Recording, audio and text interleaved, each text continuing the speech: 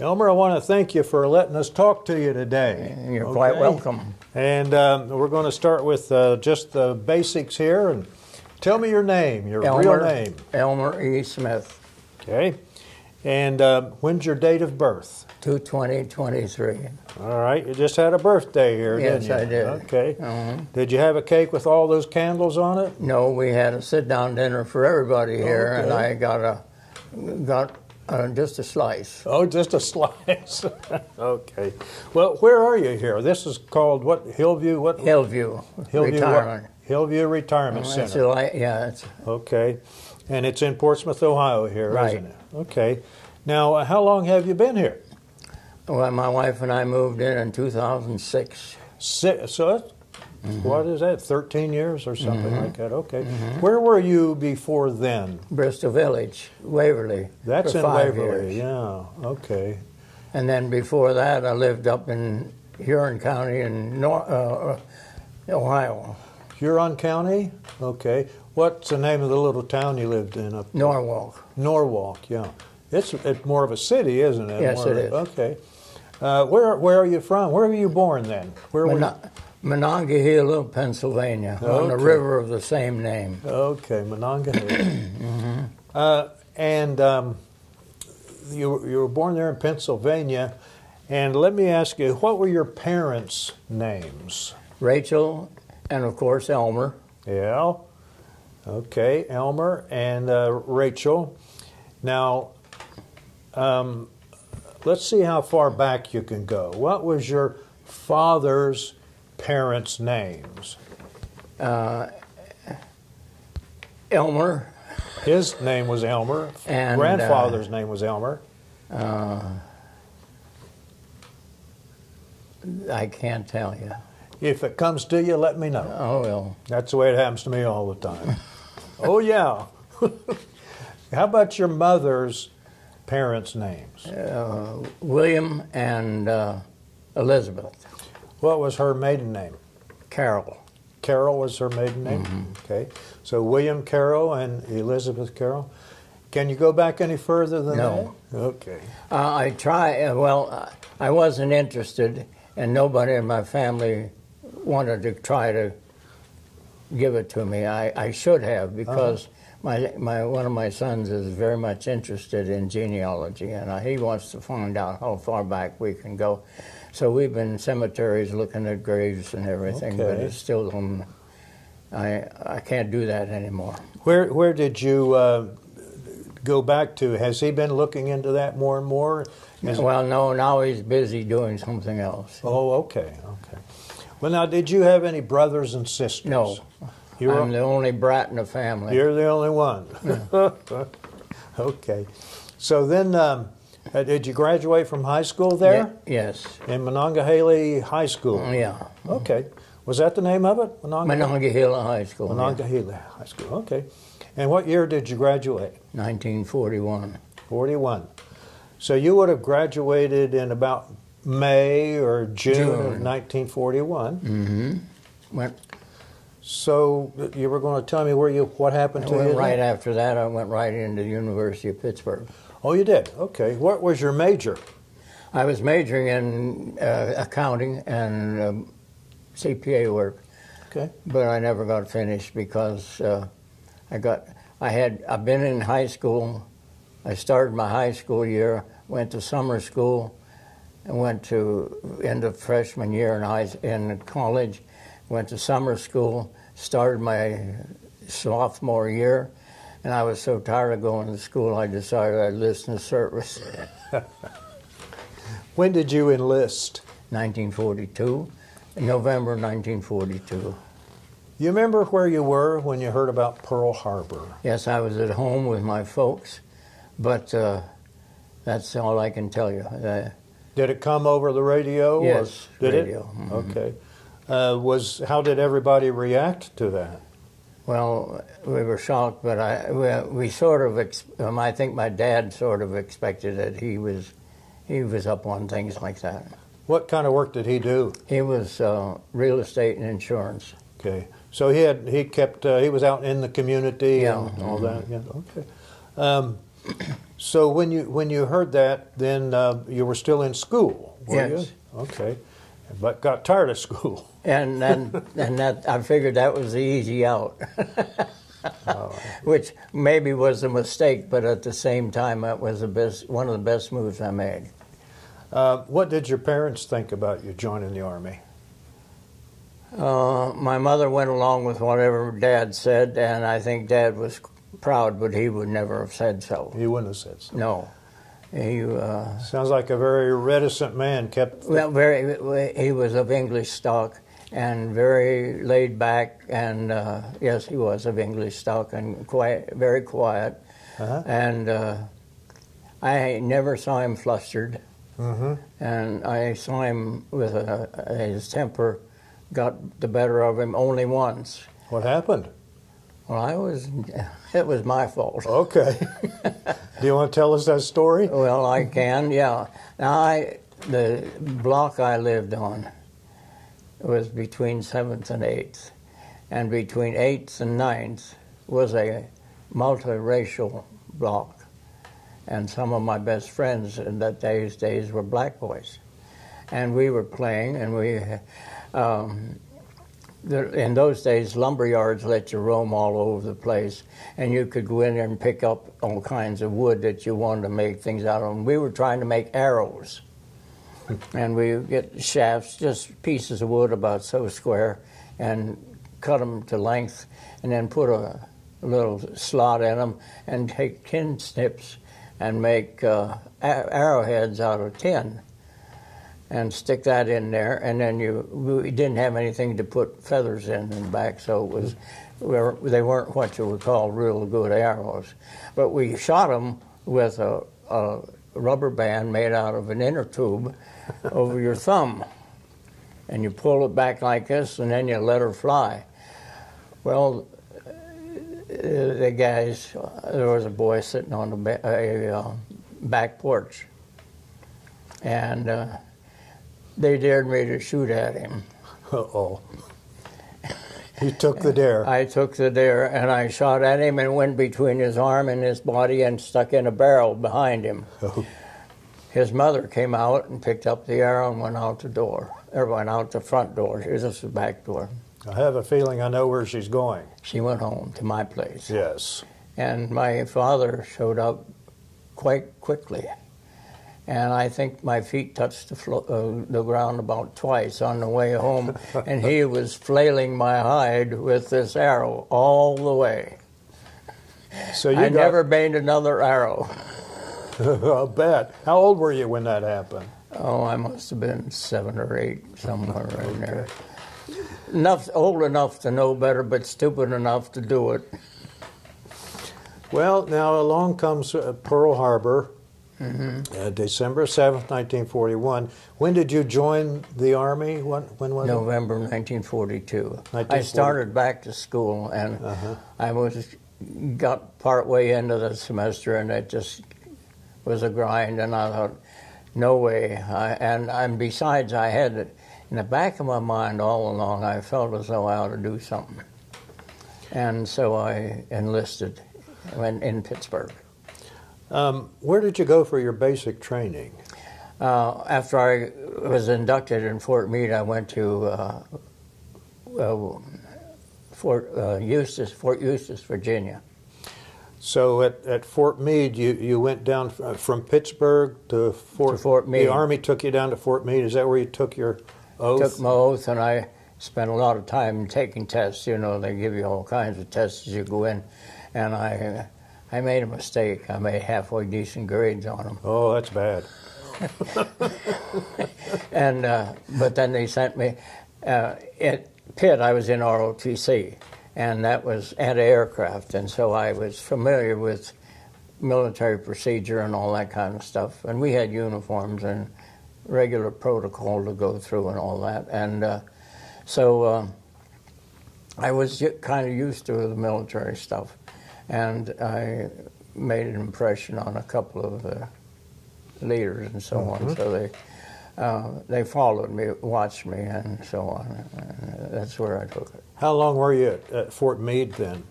Fort Meade was only about 3 or 4 days. And then you went to Fort Eustis? Yeah. Let's see, that was in Virginia, wasn't it? Yeah, Fort right Eustis outside Williamsburg. Okay. And so is that where you did your boot camp, your basic? Yes. Uh-huh. Okay. How long was basic training then? Well, let's see, my basic was, I was in the hospital there for 28 days. Oh. I had a horrible cold on the way to Fort Meade, and we didn't get much sleep, and I finally wound up with pneumonia. And fortunately, I was able to take enough of the basic training to qualify. And I can't tell you exactly because when I came out and fell off an overhead ladder and obstacle course and broke a wrist, went back into the hospital for 2 or 3 days. But I can't remember how long it was, but they shipped me out of there because they saw my test scores, and they sent me to warrant officer school. Where was that? Camp Davis, North Carolina. Camp Davis. I think that was North Carolina, yeah. What city was that near? I couldn't tell you. We never got off the base because you got into town. Let's see, we got there.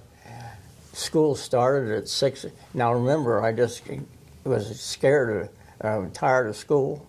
So we started classes at 6 in the morning, went till noon, had an hour off for lunch, went till 5, and then we had 2 hours of compulsory study at night. Back in school. It was worse than OCS, and I didn't like any parts of it. Well, in the meantime, I had taken some other tests, and they looked at my test scores again, yanked me out of there, and sent me to Clemson Agricultural and Mining School, which is now Clemson University.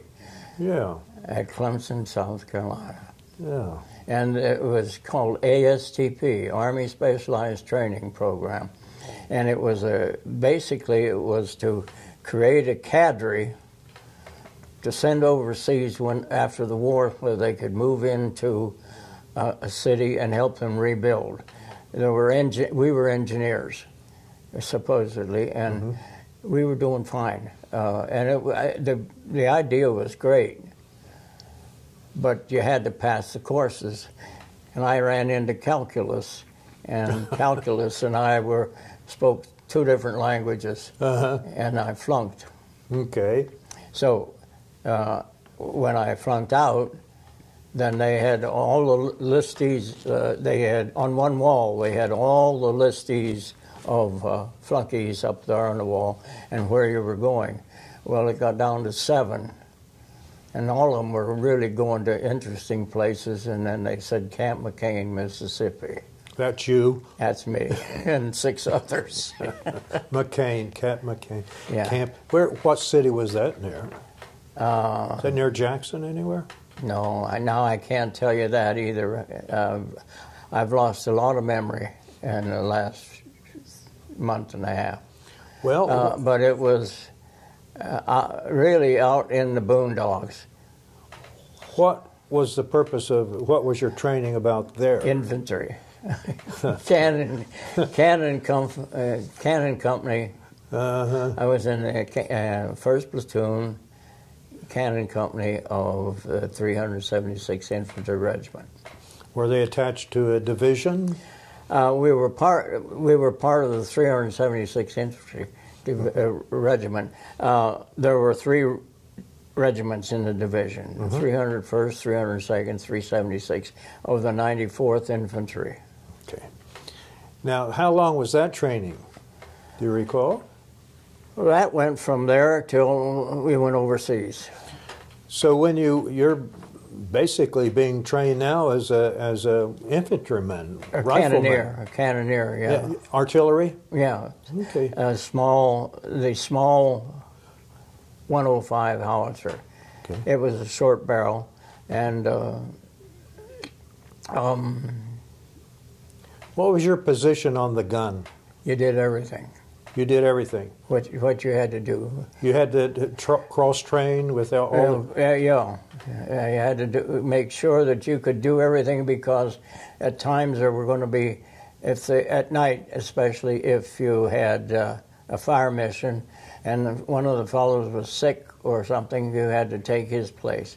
So you had to learn to elevate, you had to learn to deviate accordingly, and you also had to learn to load and cut fuses and so on. And fortunately, the shells did not, were point detonated, but they didn't blow up when you dropped them on their nose. So how many did you drop? Well, once in a while, they weighed 33 pounds. Oh, you couldn't help it. If you got hold of them up wrong, they'd flip out of your arms. Okay. How many a crew for a weapon like that? We had 8. 8 for that one gun? Well, there were 2, one for elevation, one for azimuth. Or no, that's the same thing, but deviation. And then, this man was also the lanyard puller. And then there was a loader. And then there were 5 on the crew who did nothing but cut powder charges, put the shells back together, and keep the supply of ammunition coming. So when did you go overseas? Do you recall that? 94. We got over there in 94 days after D-Day, but we were there in England for 3 weeks before that. Okay. So then, did you hit France then? France, yeah. Okay. We landed on D-Day plus 94. What ship did you go over on? Queen Elizabeth. Did you? Yes, I did, and I had one of the premier bunks on that. They had turned the winter, one of the big ballrooms right off the main deck into a dormitory, and they had bunks in there 4 or 5 high, and I was there, and the rest of the crew that were on there with us, some had to sleep 3 or 4 decks down, and they exchanged with guys that were sleeping up above, and there was a constant flow of feet. There were 20,000 of us on there. 20,000 yes. on that one ship. Incredible. Well, and they also said that there were some female military, but we never saw them. You never saw them? Did you look for them? No. Of course not. Were you married by then? No. When did you get married? 1952. So you're in 1944. You land in France, but first you were in England. Where did you go into? Was it Portsmouth or Plymouth or? And we were stationed at Pinckney Park, Chippenham. It's out in the country for 3 weeks, and it was near Bristol. Okay. And then we went across the channel. Did you go into London any? I got a pass to London, a 48-hour pass. Did you see Big Ben? Oh, I saw everything I could see. Surprisingly, the Red Cross was running tours for GIs even during the bombing, and they were still bombing with the buzz bombs that were coming over. And I got that, and we took another fellow and I were the only 2 in the company that wanted to go. And so he had some college, and I had, so we had something in common.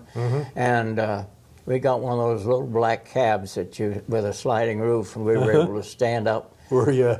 And we had a really great tour guide. Yeah, that was 48-hour pass? Okay. I don't think we slept much because we were busy looking at things. They had, Red Cross was running dances, and there was a whole lot to do, but there was also, you looked around and there was an awful lot of destruction.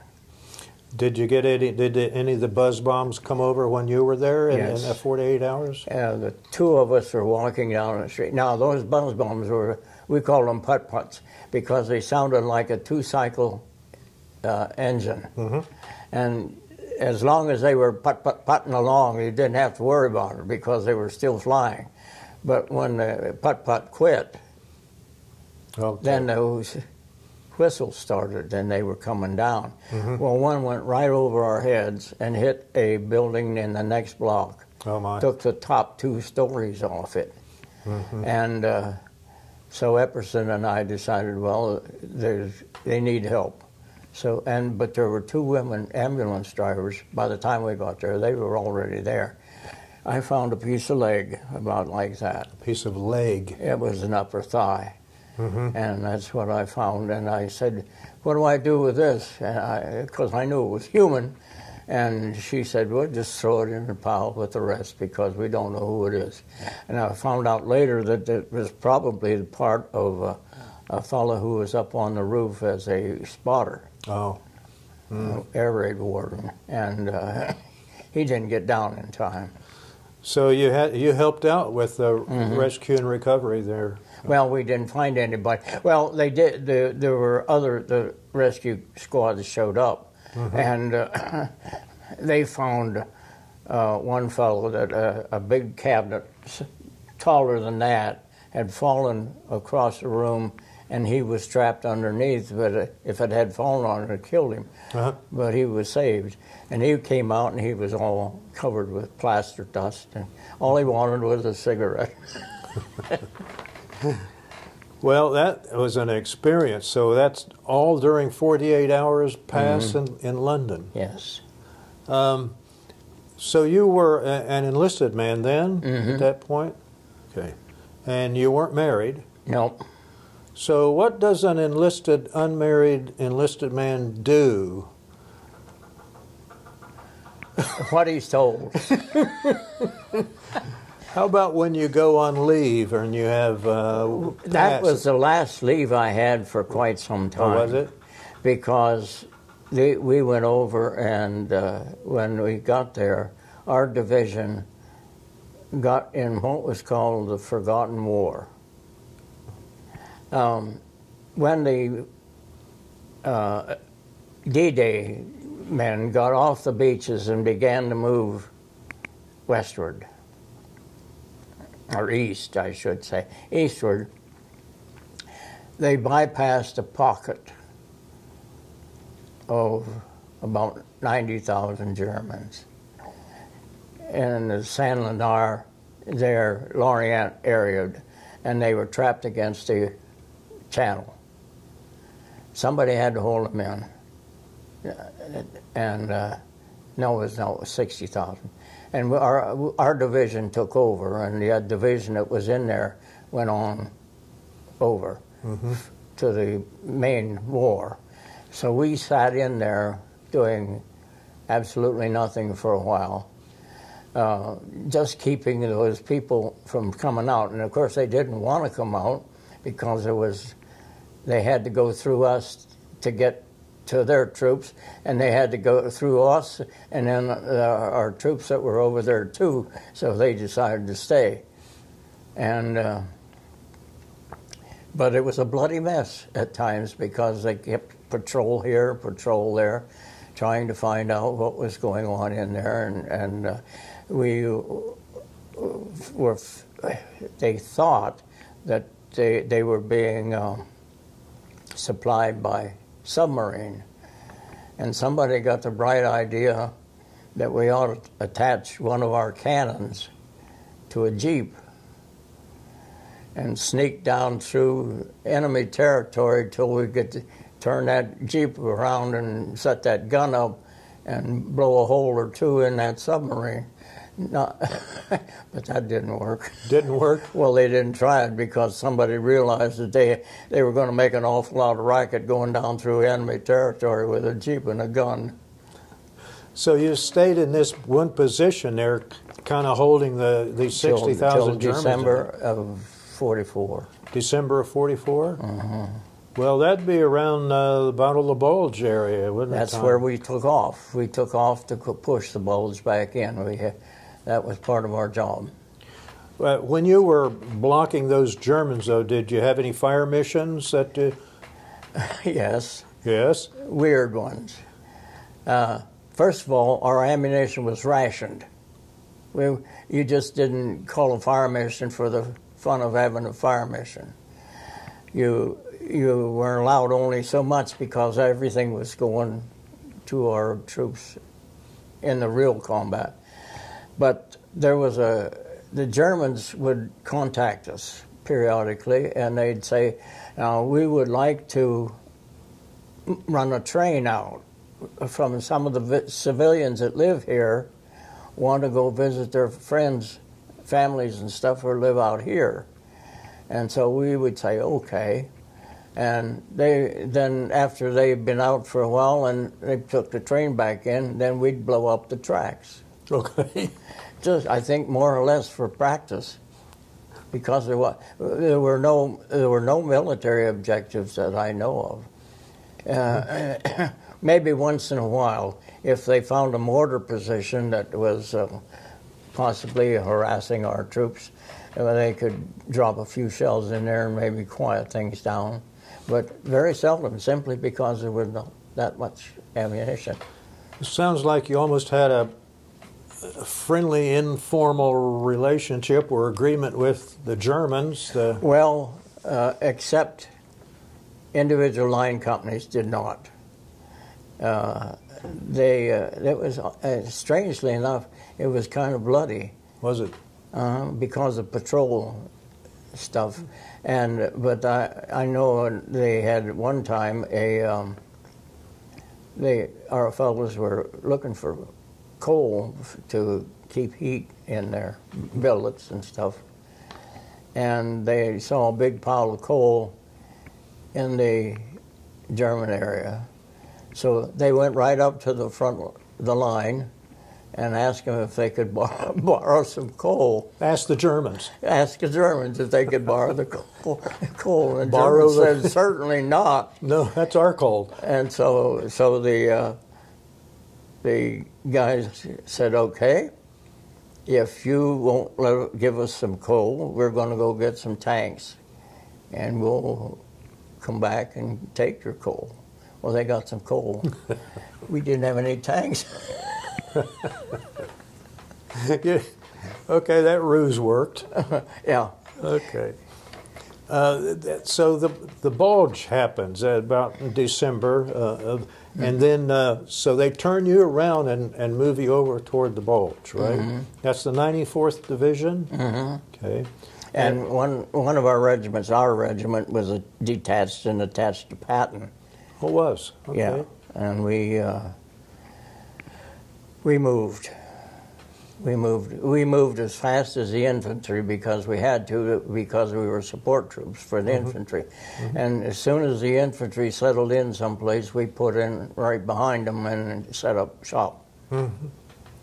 So where did you go then? Did you end up in, I don't know, Bastogne? Well, we bypassed Bastogne because by the time we got there, things are pretty calm. Mm-hmm. Mm-hmm. But that's because there was a couple more divisions in front of us, but we got there. It was the hard part was the cold, mm-hmm. And we traveled. Well, I know we covered 100 miles in 12 days. That's a lot for. That's a lot when you think about it, and. Mm-hmm. In fact, I was in the Jeep. I was going east, and a fellow from another outfit stopped us and said, "Hey, you're not supposed to go past this line because that's where enemy territory." We said, "We went past here 2 days ago." It was just a case of where everything went fast, mm-hmm. and you... Did you ever see Patton?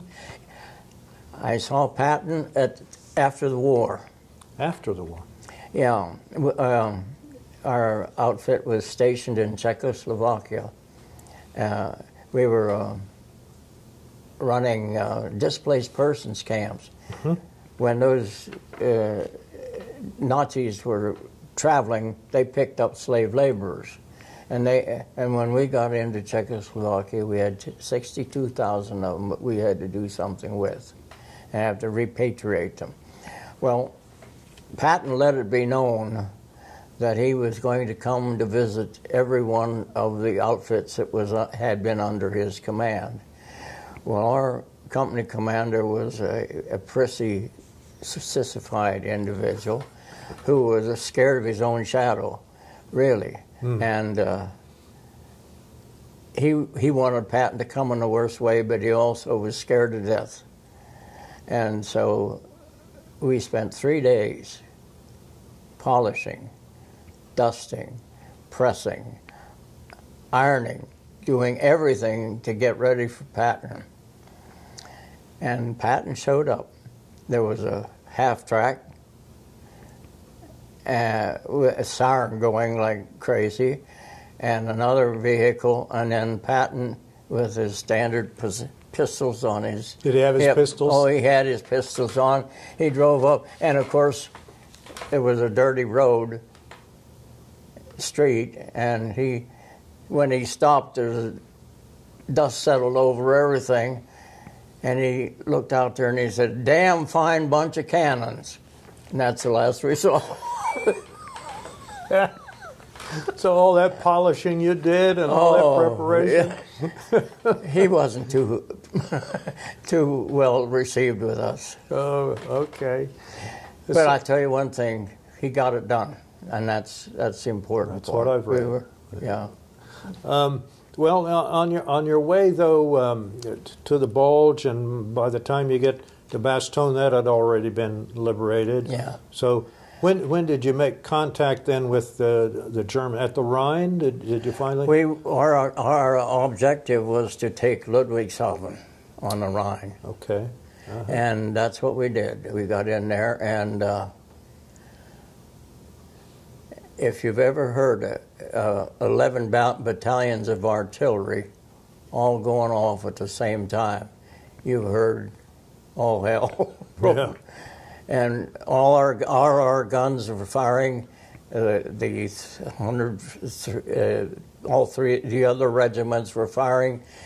Division artilleries that they pulled in from other places, and they started with barrages at the edge of Ludwigshafen. They all were honed in on the same thing, and they walked it up block by block. Mm-hmm. The first prisoner we took, my division took, was a 12-year-old boy. Was he SS? He was running a multiple machine gun.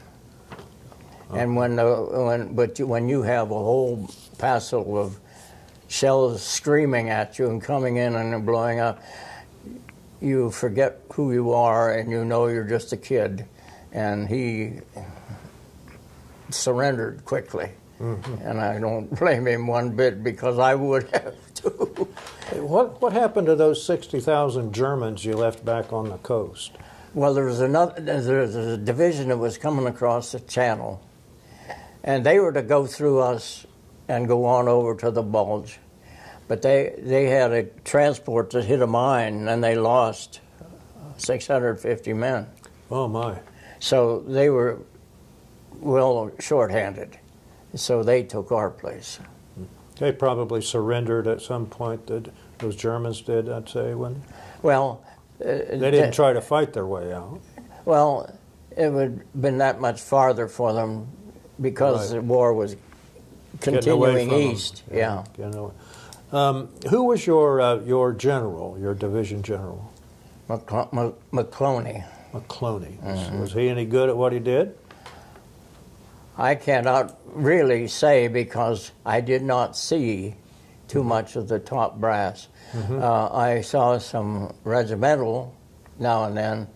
I'll have to tell you this little anecdote. Okay. That when we started, see, I was the first platoon. That meant that our trucks, our vehicles, number one, our gun went first. And the only thing in front of us was headquarters and our commander, Lieutenant Nielsen. Mm-hmm. So there were 4 regimental officers standing at this intersection, and we came around the corner, and we were going quite slowly because we hadn't the rest of them hadn't started yet, so we were waiting for them to catch up. And I heard one officer say to the other, "Well, we got Burley on the road. Now we don't have a thing to worry about for the rest of the day." Burley. Burley, that was the company commander. Okay. He was a captain. Okay. But that day we should have worried. We should have worried because somebody in the lead Jeep, now I have no idea who it was. It could have been an exec, or it could have been the company commander, it could have been the first sergeant, could have been the driver, I don't know, but he took the wrong road. And he made a big fat loop. And we went through 3 towns that hadn't been taken. Had not been taken. Had not been taken. Were there Germans there? Well, there were lots of white flags. Citizens, we don't know whether there were Germans because we kept on going and turned around and came back. And we found out later, well, we suddenly became objects of target practice for the American Army because we made a U-turn and went right back to where we had started. And they heard us coming. And they called up these half-tracks with mobile artillery pieces. They were just ready to bang away at us when they suddenly realized those were American troops. That would have been not good. Disastrous. Disastrous, yeah. So did you finally cross the Rhine? How did you get across the Rhine? They blew the bridges, except... That's where we stopped. Our job was done. You were finished. Yeah. At the Rhine. Then we were sent back and to Czechoslovakia. Our first mission was to guarantee that they had free elections because there was Nazi and socialism and all that they were worried about, and so they wanted to keep that as free as possible. Free elections where? In Czechoslovakia. Okay. And did you meet any Russians? oh yeah, I have a Russian star that I got off a cap. Really? Yeah, but he was a displaced person. He was a soldier that had been picked up, and I met a lot of those displaced persons. They were really nice people, but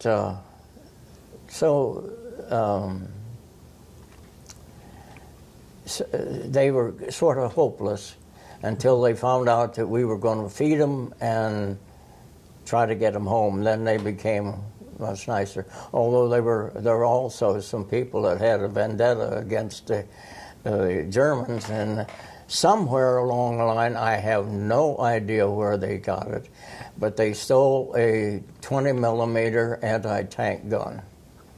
And now where they hid it, I have no idea, but nobody could find it. And they pulled it out one night and set it up in front of a German apartment house. Ooh.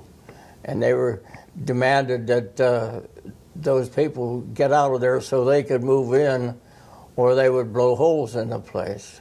Well, fortunately, I was on the crew. There were 4 of us on a Jeep that patrolled the area, and we got that stopped. But that could have been disastrous. And they also stole a cow. Stole a cow? They stole a cow. Did you ever recover the cow? Couldn't find it. Well, they probably ate it. They went right into, well, we got word that they were only a few minutes ahead of us. By the time we got to their camp, you couldn't have found that cow. There were people milling around everywhere and going here, there, and everywhere, and just when you think you were on the right track, dead end. So do you still have that star, that Russian star? Yeah. But it's down in my storeroom someplace. Okay. Oh, yes, and I kept a lot of those things. So you have a lot of souvenirs from the war? Not too many, but I did get one pistol, but I brought that home for a dentist friend of mine. Okay. What was it? A Luger. A Luger? Mm-hmm. Okay. And so the displaced, did you run into any concentration camps? Unfortunately, they had a tour of the camps one day, but I was on duty and couldn't go. Oh, I see. And I wish I had, because I would have been, I think, a real education. Certainly. Well, even more so than I already had. Yeah. Well, where in Czechoslovakia then did you end up? There was Strakonica. Strakonica. Okay. And that must have been in the western part of the country there. Yeah. Probably. And the Czech Civil Affairs Committee worked with our regiment, and they decided that I lived in a camp that was too far from the displaced persons camp, so they decided to put me up with a Czech family. And for me, for bed only.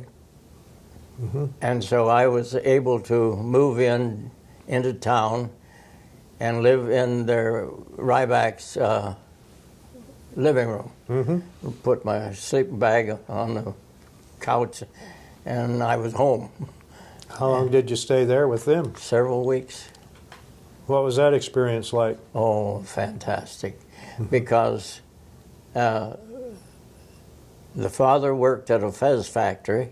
At a what factory? Fez factory, you know, elks, or the fez. Shriners' fezzes. He worked at a fez factory. Yes, F-E-Z, yeah. And they exported them to Turkey. And he also, and then Mama was just a housewife. And there was Mira, who was 16, a wonderful artist. She left home at before daylight, and got home after dark. She went to school somewhere way off, and she was on the road quite a bit. And then there was Ludek, who was 9. His mom and dad were a little bit worried about him because he was running around with a couple of kids that were leaning toward a socialist or nationalistic party, and they were worried that he'd go back to Nazism. And I gave him a shelter half to use when he went camping with his friends, and I gave Pop an extra pair of pants I had, and he was in hog heaven. And he liked cigarettes. He liked American cigarettes. He grew his own. In the Drew his back. own tobacco? Oh yeah. But he liked American cigarettes, and no, in that particular area, cigarettes were a medium of exchange. And he liked his beer. He liked to go downtown and spend an hour or two in the bar down there. But he didn't have the money to buy the beer, so I said, here, you take these cigarettes and you dole them out, and you so many for a beer and so many for a beer, so he could go down there and spend the whole evening. Did you ever have a beer with him? No, but I smoked one of his cigarettes. But that was rough. That was an experience and a half. Okay.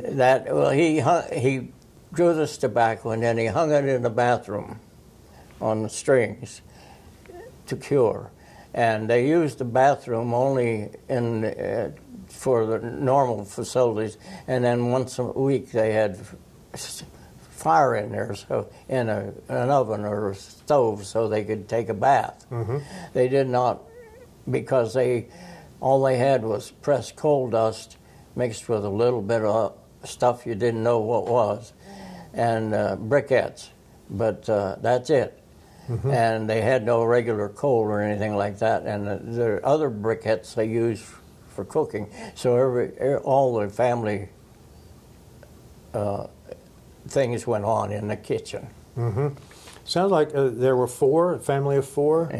Okay, and then you came along? All right. And we had an English to German to Czech dictionary. That made an interesting transition, didn't it? Well, I'll tell you, we laughed and laughed and laughed. We had a great time because they understood, but I didn't for a long time, and then I finally caught on. But they were really and great family, and I corresponded with them for quite some time after I got home. You kept in touch with them after you got home? Oh yeah, I did for quite some time. I send them care packages and stuff like that. And then one time I asked them a question, something about that leaned a little toward politics. And I got word by way of, well, you could read into what their answer was, that they were censoring mail. And that if anything that came from the United States was highly suspect, because they were worried we were plotting for something. So I quit writing because I didn't want to put them in jeopardy. Did you ever hear from them again? No. No. And I had, at one time, I had aspirations of going back to Czechoslovakia and trying to find them. But on a teacher's salary, and the fact that I had to work summers, it wasn't too easy. And by the time my wife and I had retired, I'm sure that their folks had probably died. Did you ever go back to Europe? Yes, my wife and I went back, but we didn't go. The only thing, we went to England, Ireland, Scotland, and Wales. Nothing in Paris or anything like that. We know. Did you take her to your base in England? No, because frankly, I probably wouldn't have been able to find it. It was near Bristol, someplace, but we had ridden all night on trains, and got in the trucks, and they dumped us in these pyramidal tents, and that was it. And so we didn't know for sure. I could have found it, I suppose, if I'd asked right.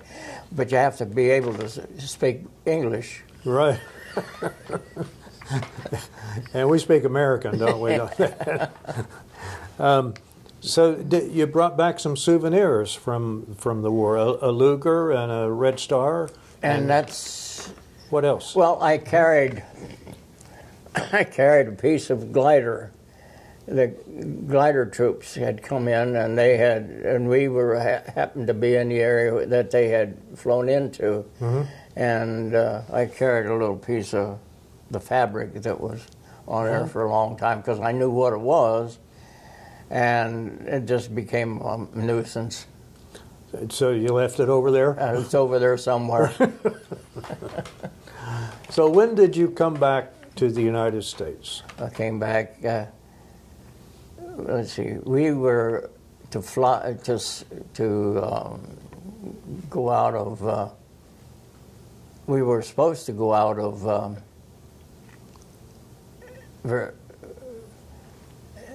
at a Mediterranean port, but we finally went out through the Channel port, and that was in before Christmas. 45? 45, 40, yeah, 45. It was a Pittston Victory ship, if you know anything about them. They're the smallest, next to the smallest ships in the crew, in the hierarchy of ships.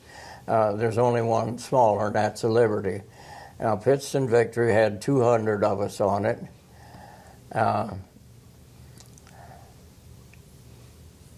They came over because the captain promised them that they'd be home in time for Christmas. Well, it took us 17 days to come home. We had to stop in the Azores for 2 days because they had to send a diver down because they thought we'd sprung a leak. Oh. And not only that, but they ran out of food because it took us 17 days. And the crew were selling ham sandwiches to the troops for $5 a piece. And in those days, $5 for a sandwich was a mean piece of money. And that caused a mutiny? Well, there was one. There was? One-man mutiny. We had a huge sergeant, biggest man I've ever seen in my life. huge man, gentle giant, until he got riled up. And he got riled up with the head cook on the ship because he wasn't feeding us.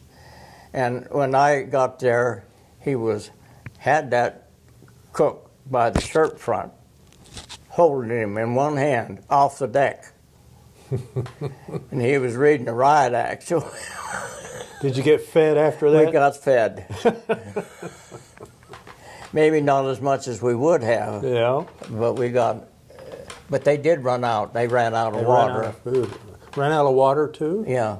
Well, see, they didn't have enough, probably didn't stock up when they landed in France. Mm-hmm. But it was a good trip, except that a lot of us got seasick. I got seasick one morning with some of the breakfast that they had, a little on the greasy side. But I had one friend who went to bed the day they took the last line down. He was in bed, and he got up in the Azores, and we went back to bed as soon as we sailed from the Azores, and he got up to see the Statue of Liberty. He never saw anything else. Otherwise, he was in bed. He was in bed. He must have been pretty sick. He was a sick man. I meant to ask you about German prisoners. Did you have a lot of surrendering? A lot of them were young. That one you had was young, 12 years old. Well, yeah. Well, I wasn't in. See, we were behind the infantry, so when they surrendered, the infantry got them. Mm-hmm. But if you happened to be in the right place at the right time, you saw a lot. Now, they had a, I think it was rather ironic. They had a work detail, and they had all these German prisoners working on it. Mm-hmm. And they put a corporal in charge, not very high rank, but he was a Jew. A Jewish guy? Yeah. And he's in charge of the Germans? Charge of the Germans. And they let the Germans know that he Did you see that? Did you see that? Oh, yes. And what were the Germans reacting? Well, there's not much they could do with a lot of our men standing around them, so they kept working. But then I'm sure they were a little bit upset. And of course, a lot of them were really Nazis either. Mm-hmm. They were draftees and picked up, and so I can't say that for every one of them. Some of them are just people that they stuck in there to fill in a space, and they probably were sort of glad they were picked up because at least they didn't get a chance to get killed. Well, when did you land back in the? You say you came over in December of 1945, and you saw the Statue of Liberty coming in. Mm-hmm. Okay, well, we had a groundswell come off, pick us up. We had to come to a complete stop and start over again. Otherwise, if the prop had come out of water, we'd have sheared that off. What happened again? Now tell me that. Groundswell is just a whole bunch of water moves up, and then it drops out from under you. And if it drops out from under a propeller, it's working like crazy, and all of a sudden it has no resistance. It takes off. Okay, I see. And that's what it was. Okay, and that happened to you out in the middle of the Atlantic Ocean? Well, 200 miles off Ambrose Light in New York. Well, you got through that. Yeah. And then you see the statue. How'd that feel, seeing the Statue of Liberty? It was kind of nice. I'll bet it was. You bet it was. Because I think always in the back of your mind, maybe not, but I have a sneaking suspicion that in the back of every GI's mind, I might not make it. Mm-hmm. Especially when it gets real hairy. You know, there are days, and when we were on the Forgotten War part, it was boring. There wasn't anything to do. and the ground was so cold or so hard you couldn't dig a foxhole, and you weren't allowed to build a fire. You couldn't have tents. So what do? Think. You think. That's not good. Did you ever think you might not make it then yourself? Well, I came awful close. When we were in that forgotten war, we had an outpost in conjunction with the FFI, the Free French of the Interior, the Maquis. And I was sent down to the outpost to take a message to whoever was on the outpost with the French. And I met a guy there. I had had a little bit of French in high school, and so I was practicing my French on this one fellow in particular, and it was what you call fractured French and garbled English, and the two of us were trying to go, and I heard a crack, just like a rifle shot, and something went right past my ear. And after a few more explanations, he said there was a German over there in a deserted barn. He was a sniper. But he said, you don't have to worry, because if they miss you on the first shot, you're done. They're done. That made me feel real good. They missed you on the first shot. Yes. Okay. What were the French like then? You had interaction with the French. I didn't have a whole lot. We had some people who took advantage of the French. I know they found, some of the infantrymen found a black market. And they split their group in two. One of them was the guys that were selling, and the other was the guys that were rescuing the weapons that had just been sold. So they would walk in and they'd sell their rifles to these black marketeers and whatever else, hand grenades or whatever they wanted. And then about 10 minutes later, this other crew would come in and raid them and take them back. And that didn't last. Well, of course, I didn't last very long, but it did work for a while. It worked for a while, and the other guys had the money, and then the other guys got the weapons back. Yeah. Okay. Okay. Now, so you're in New York, and did you land in New York? Did you go to New York City? Okay. Yeah. Okay. How long were you there? Just long enough to get to Camp Shanks and Camp where? Camp Shanks. Camp Shanks. And get to debriefed, and out we went. When were you discharged finally? November. No, January the 6th, I think it was. Okay. Of 46? Okay. Did your folks know you were coming home? Yes. Well, yeah, I had telegraphed them. I told them to meet me at Penn Station in Pittsburgh, and because they had to find a ride because they didn't have a car. And so that must have been a good meeting. Did you finally see your folks and they saw you? My dad hardly said a word on the way home because I couldn't shut up. Really? Yeah.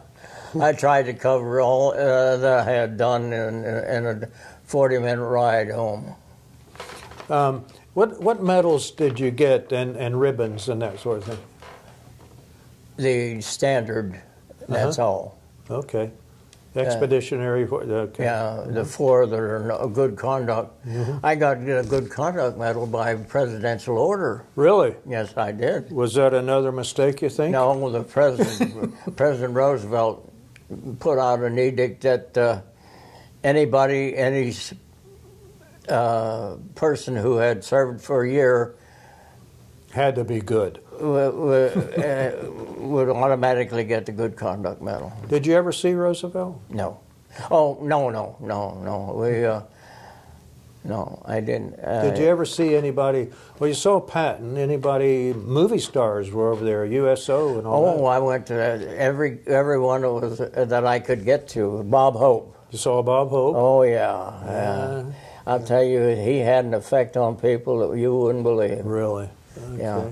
You get 10,000 GIs sitting there, and you can tell the silliest joke ever, and they just shout and roar because they've been over there a year, so on. Nothing going on, nothing to do, and all of a sudden they bring these girls in, and they've got a Jerry Colonna and all the orchestra and everything, and Bob Hope, and he really was the apple of their eye. They really liked him. Well, you're home now, and it's 1946, and you're out of the service.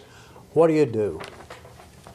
I tried to find a job, but I wanted to take some time off just to get the back. But I think my dad engineered this, but I'm not sure. Somebody engineered it. Anyway, I was sitting in a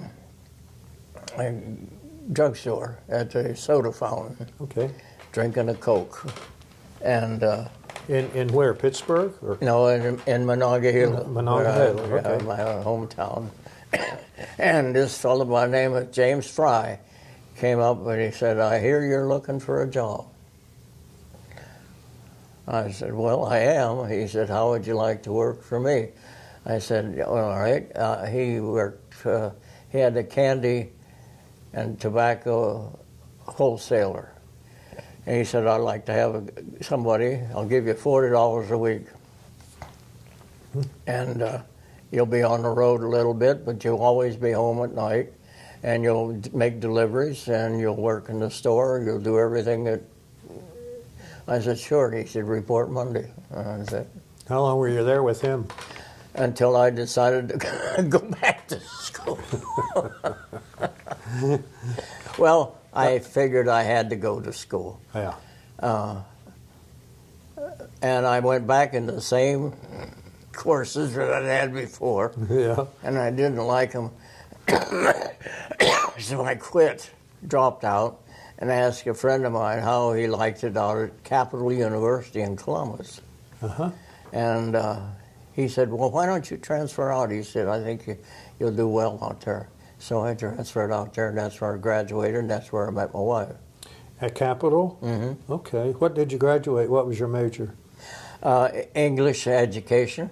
Okay. I became a teacher then. And your wife, was she from Ohio? She's from Willard, Ohio. Willard. But I met her at school. She was school nurse, and I met her. Okay. And I had to play sick every once in a while. So Well, I you could had see her to do again. that. How long were you married? Well, we would have been married 58 years, but it didn't quite make it. And you had children? 3. Okay. Boys, I nicknamed them Curly, Larry, and Nomo. Do they know that? Yes, they know that, but they're Bruce, Brian, and Brent. You'll notice there are no Elmers in that group. I was going to say there's no Elmer the No way. No fourth. So who was the oldest? Which one? Bruce. And He lives in Omaha. He's in Omaha, Nebraska. What does he do? He sells businesses. He's a realtor. Okay. And is he married, have children? Yes. Okay. And how many children does he have? Well, he has 2. Okay. But now they're not his. Okay. He married a lady with gal that was already married, had been married, yeah. Okay. And then who was second? Brian. Brian. He lives in Columbus. Okay. What's he do? Nothing. Okay. Good for him. Is he retired? Yeah. He's probably the smartest person I ever knew. But he decided not to go to college.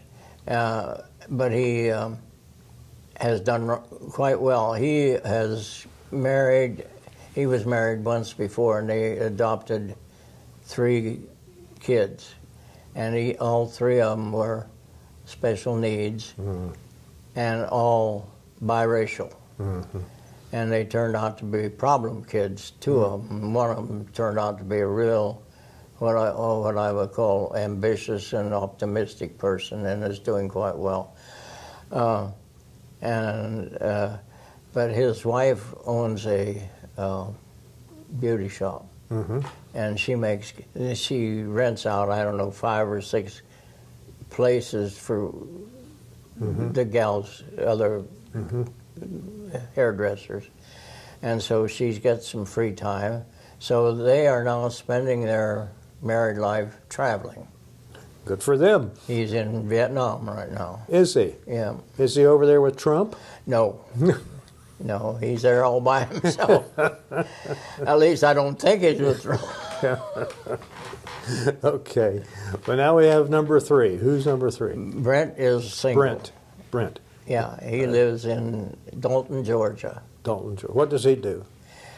Right now he's owner or part owner of a chemical company that sells detergents to jeans manufacturers.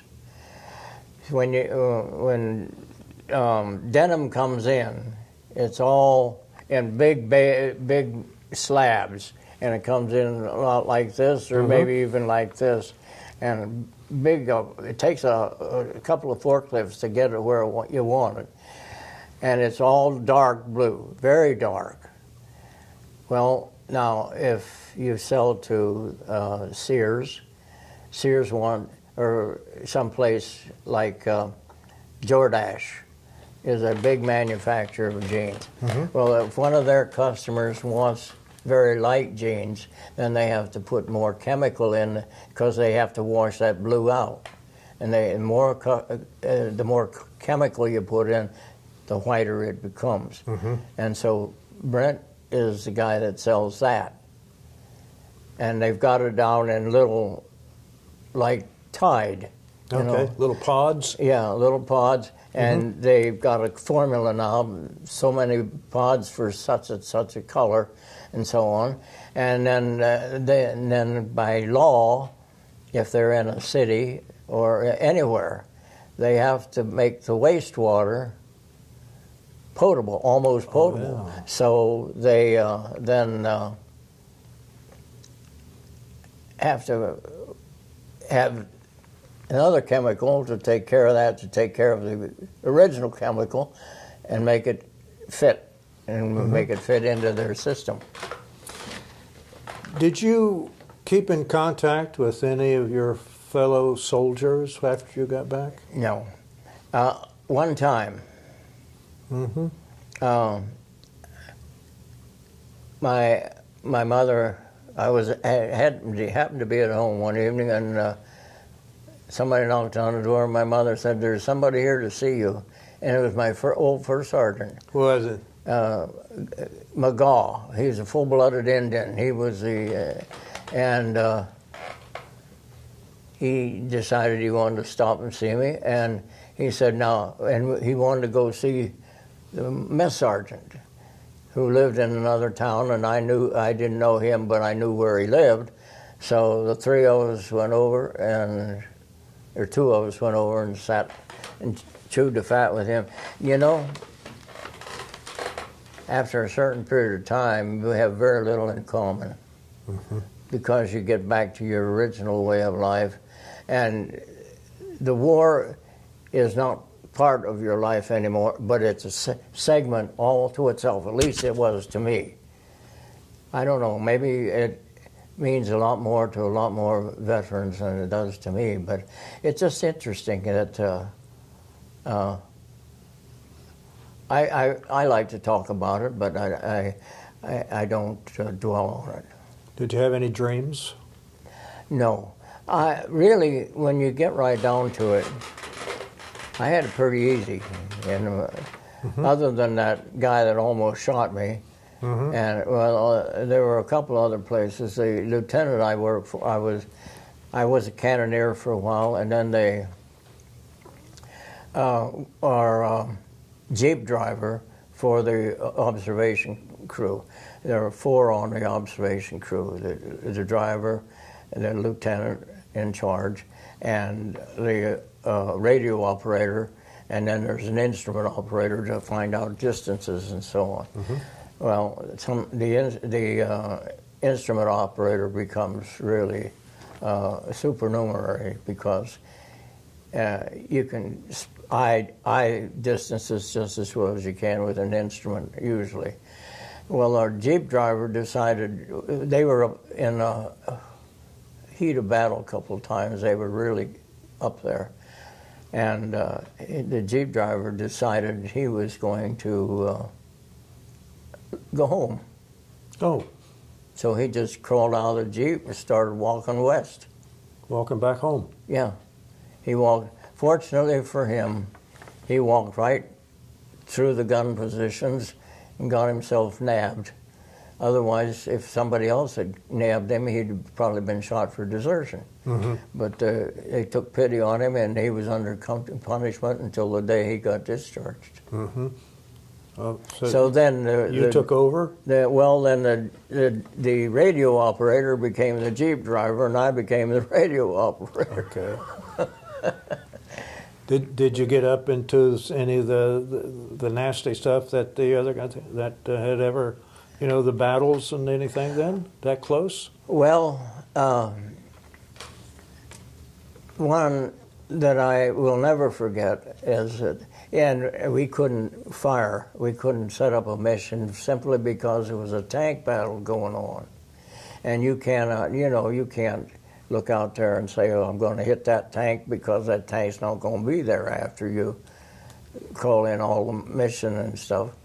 So we scrubbed the mission, but I could see it, and then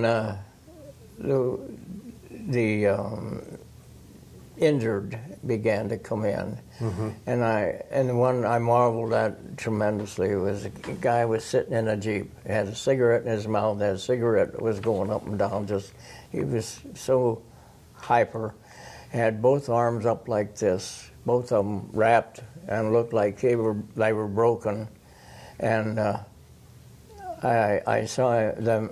He walked into the aid station with help, but he walked in, and I was so intrigued with him that after he left in an ambulance, I went over and asked him what happened. He said he walked in on 2 broken legs.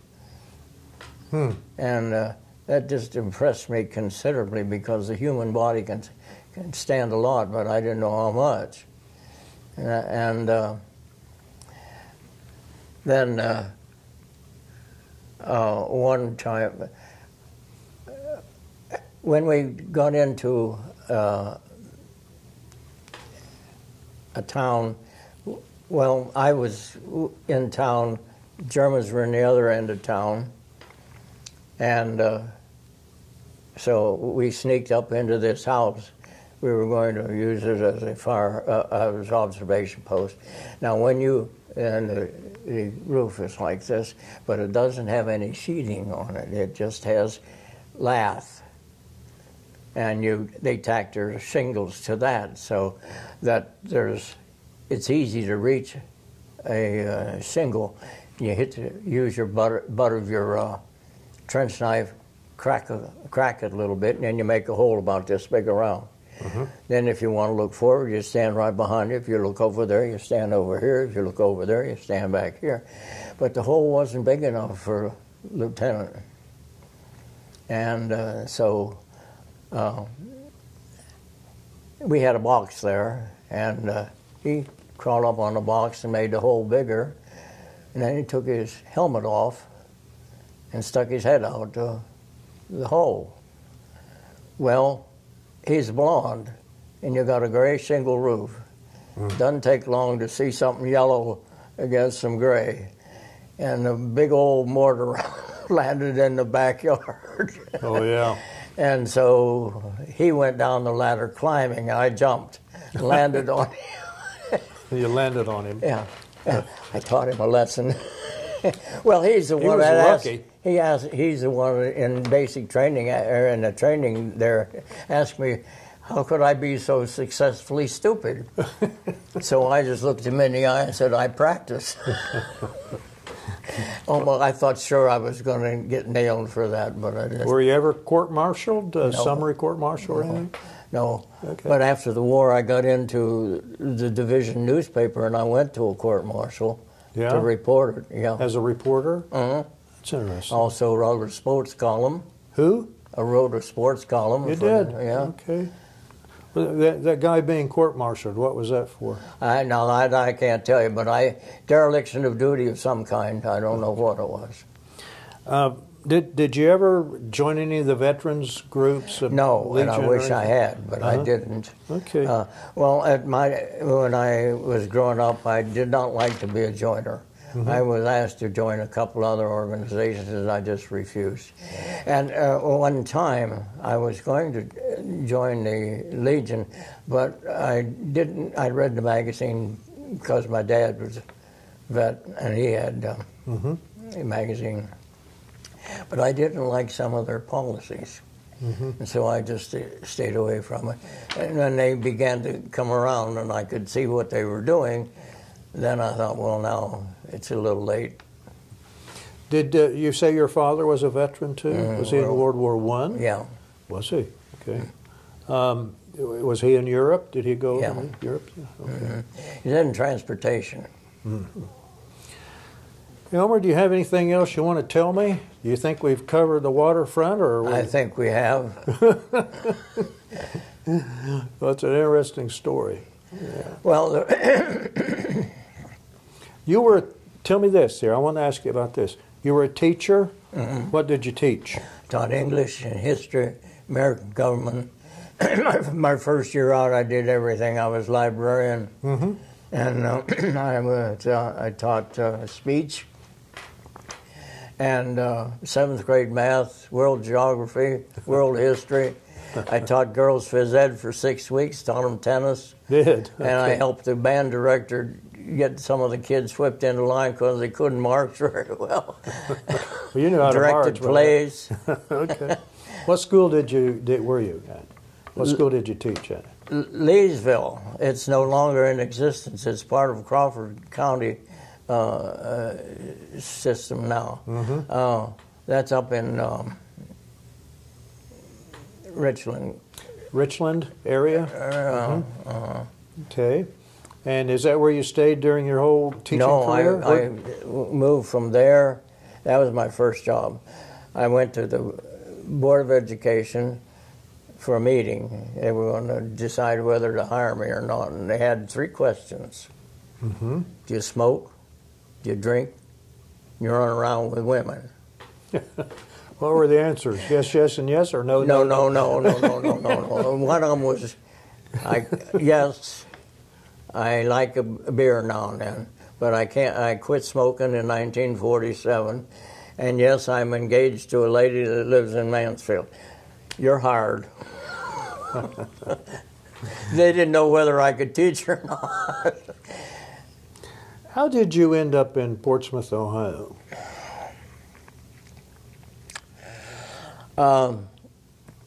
Well, my wife and I,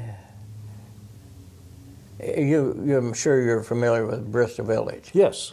They send out brochures by the truckload. Yeah, that's in Waverly, and it's a retirement area? Yeah, a retirement community. And they blanket the countryside with them. They really do.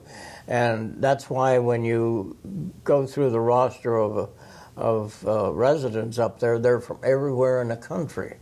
Oh, really? Yes. Oregon, New York, because they want to retire there. And so we got one of those brochures, and they had a real nice come-on. You come down, spend the night, have dinner. We'll have some residents that are to take you out for dinner, and Lake White, you know Lake White. Well, that's a nice place to eat. It was. It's changed considerably, but it was really nice. And so they sent us out with this couple, and we would ask about all kinds of questions, and we sort of liked what they said. And this was all on somebody else. It didn't cost us anything. And so we put in an order for a house, and they built us one. Oh, really? Yeah. Mm-hmm. And then it was nice. It was really a great thing. And I probably would still be there. No, I wouldn't. But my wife, we were there for quite a while. We came in there in 2000, I think it was. And about 2005, she began to have some problems with her, possible strokes. Oh. And she had a couple of mini strokes, and that began to ring some bells and so on. And then she had a big one. And she was in Riverside Hospital, and they got us a place for her. Well, that wasn't, she didn't have the big one there, but she had to go into rehab up there for a mini stroke, and I found out that the food in the nursing home was not good. I told her I'd come over every evening and have dinner with her. Mm-hmm. Well, wound up that I ate 2 meals. Couldn't stand them. And they didn't take care of their people very well. And it seemed that the people working there were more interested in chit-chat and rumors and stuff than they were in trying to make people comfortable. So I said to myself, if Pauline has a big one, we're getting out of here. And she did. And who's Pauline? That's my wife. Yes. Mm-hmm. If she has a big stroke, yeah, and she was not able to talk, and she could not chew, but she could eat ice cream and Jello and stuff. So I go over every evening and give her a snack, but she could understand, but she couldn't talk, and she was paralyzed, and then she got, because she couldn't exercise, she couldn't get the blood flowing and couldn't get all the stuff out of her system, and then she had got pneumonia, and then that was the end of that. Oh. And then how did you end up here at Hillview? While we were there, living up there, I joined the Retired Teachers Association. Oh, yeah. Up there. And just so happened that we came down here for lunch one day, and we were given a tour of the place, and including nursing home facility. Mm-hmm.